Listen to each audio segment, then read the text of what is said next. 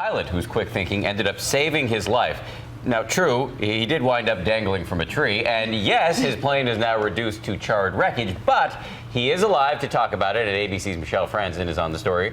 Good morning to you. Well, good morning to you, and that's right, that fiery crash in Vermont could have been a lot worse and deadly. Police say it appears no one was driving on the stretch of highway when the aircraft went down, and the pilot bailed before the crash, a split-second move that saved his life.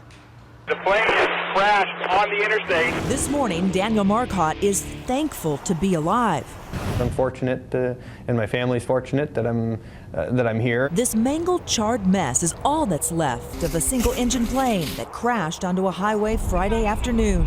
State police say initial reports indicate the plane was fully engulfed in flames when it slammed onto Highway I-89 near Burlington, Vermont. Everything was running good, and then there was kind of a loud explosion.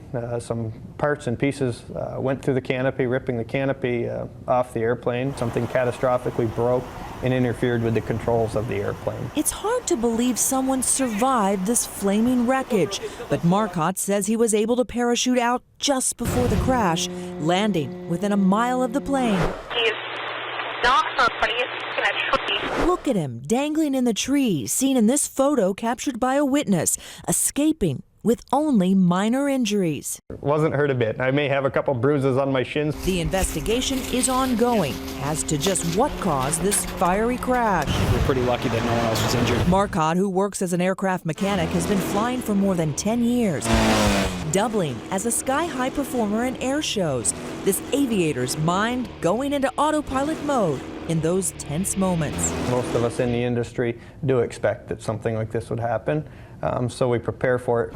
This incident not deterring Marcotte. He's planning on getting back into the cockpit just as soon as he can get a replacement plane. The pilot says as many risks as he takes, safety is also a priority, and all his training, he says, paid off.